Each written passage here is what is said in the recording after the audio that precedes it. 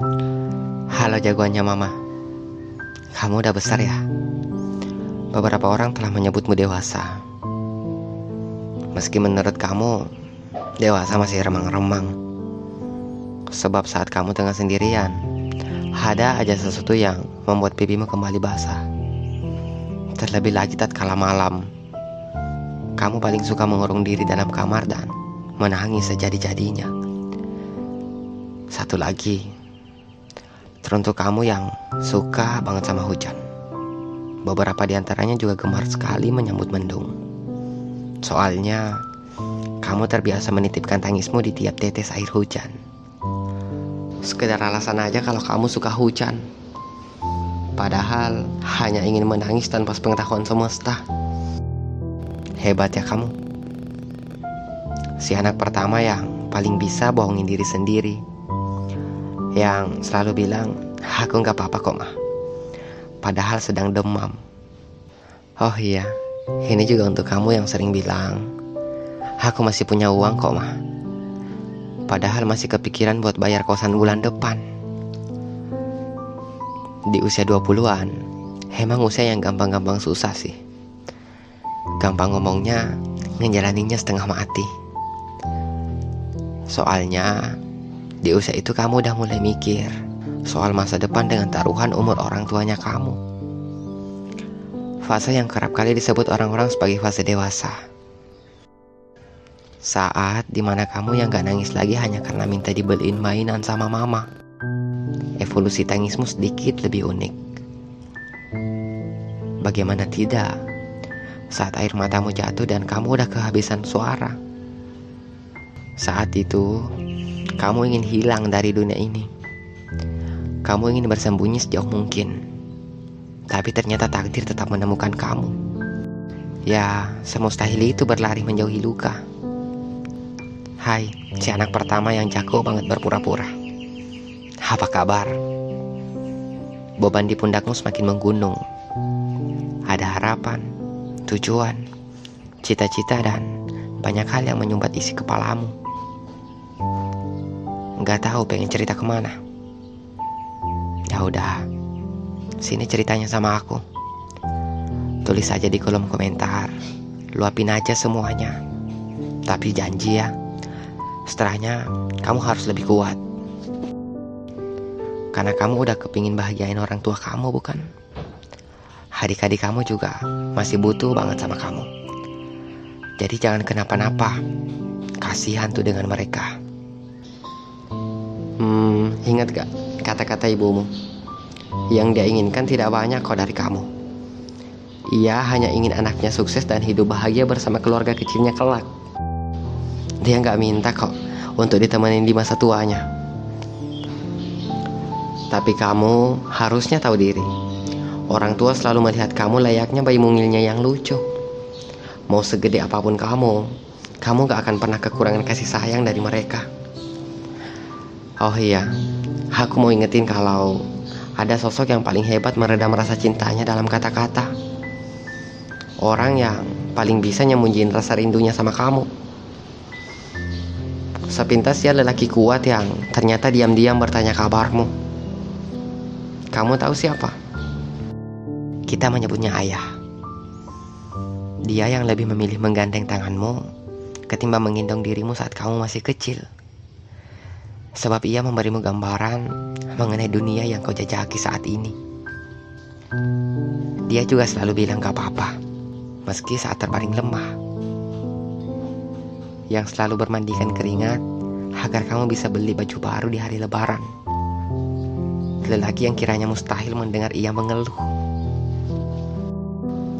Dan mungkin pernah kamu merasa malu dan minder sama teman-teman kamu. Karena kamu berpikiran kalau orang tuamu gak sehebat orang tua yang ada di luaran sana. Jadi aku kepingin tanya ulang, itu gak bener kan? Pemikiranmu dulu salah kan? Orang tuamu yang sekarang adalah sosok manusia yang paling hebat yang pernah ada. Orang tua kita masing-masing itu yang terbaik menurut versi kita masing-masing. Sepasang yang melawan, demikian aku menyebutnya. Di tengah gempuran masalah, Yang ku tahu ia tak pernah berhenti berjuang. Cinta ibu itu menenangkan.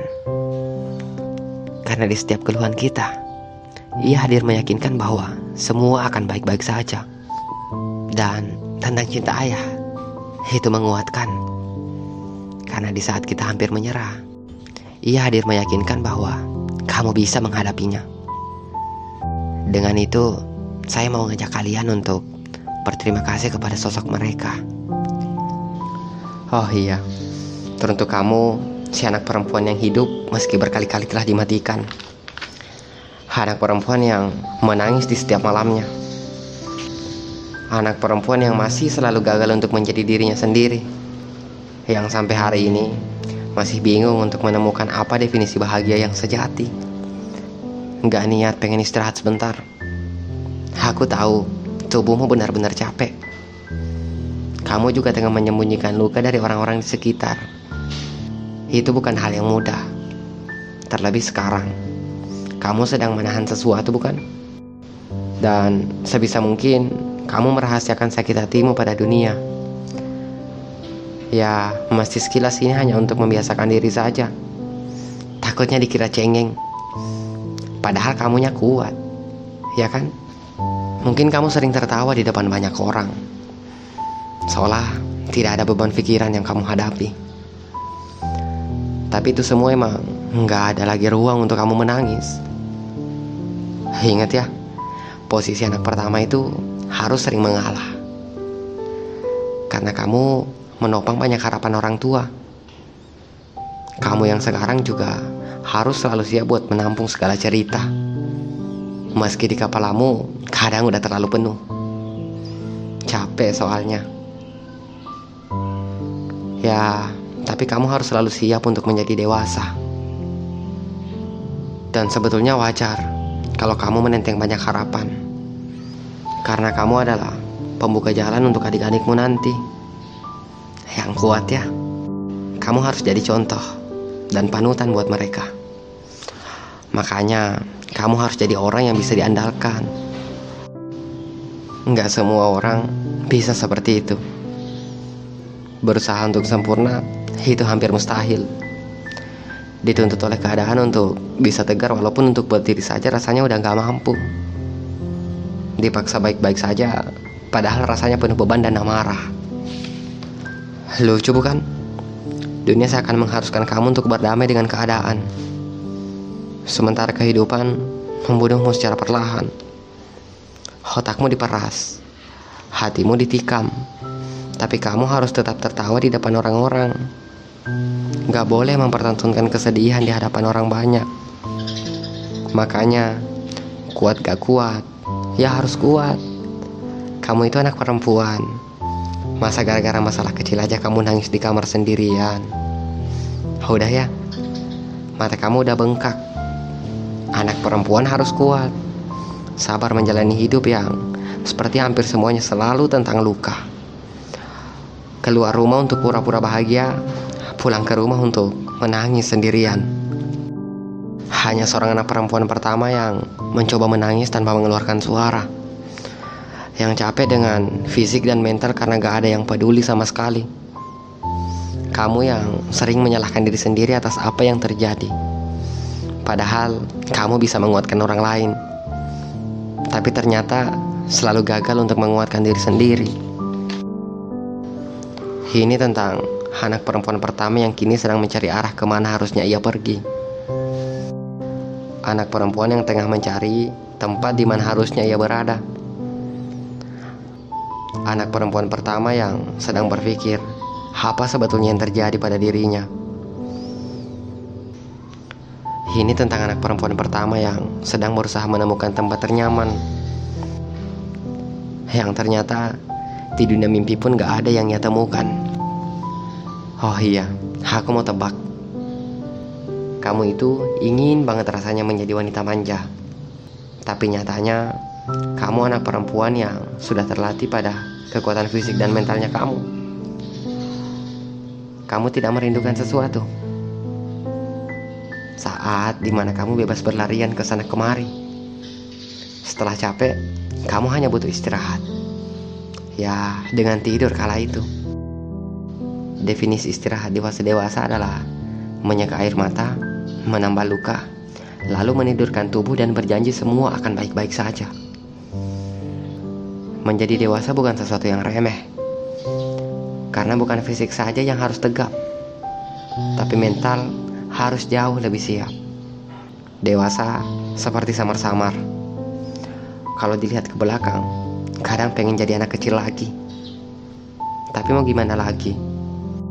Meski kamu udah lelah dengan segala tuntutan yang memaksa diri untuk lebih dewasa, kadang udah capek banget. Tapi gak apa-apa. Ingat ya, kalau kamu putri kebanggaan ayahmu.